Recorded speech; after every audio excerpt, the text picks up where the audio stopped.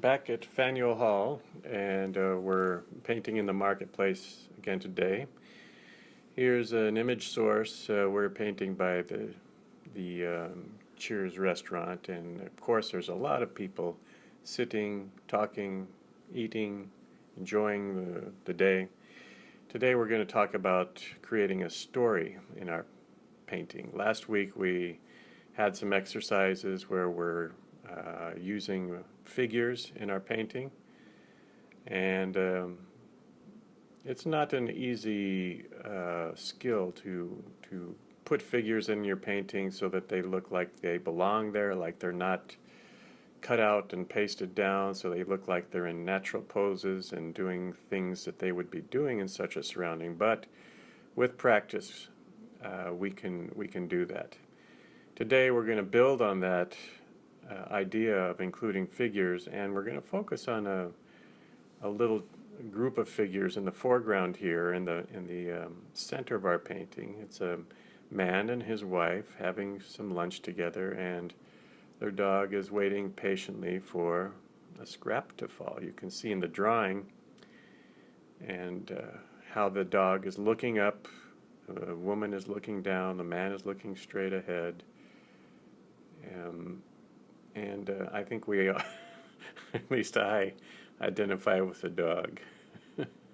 I'm really curious what they're eating and if they're going to send any my way. So let's continue. We're adding a light tone in the figures and in the background to basically what we're doing is we're isolating our main figures and we're creating a little bit of an ambiance, mood color in the scene, which is this yellow ochre. It's going to translate into sunlight in the background as we put more darks in. But at the moment, we're simply putting in some light tones, now adding some alizarin crimson to indicate the bricks, the pavers that run through the arcade.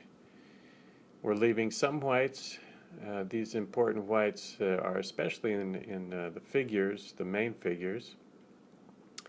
And now we're going to start with our midtone. The midtone is going to be generously applied to a lot of the figures that are in the midground. Here are those lights that everybody loves at Faneuil Hall. We have the Cheers tent over some figures. Figures are sitting down, figures are standing up and walking. At this stage, though, you notice that they're all silhouettes. This makes it much easier to paint them, and at the same time it isolates our main figures. We're going to keep these distant figures rather nondescript and in fact kind of blending into the scene, and we're going to give more detail, more contrast, more color to the figures which are close at hand. We're adding some of the trees that provide the shadows that we're going to be placing across the ground. The color that I'm using is a warm gray.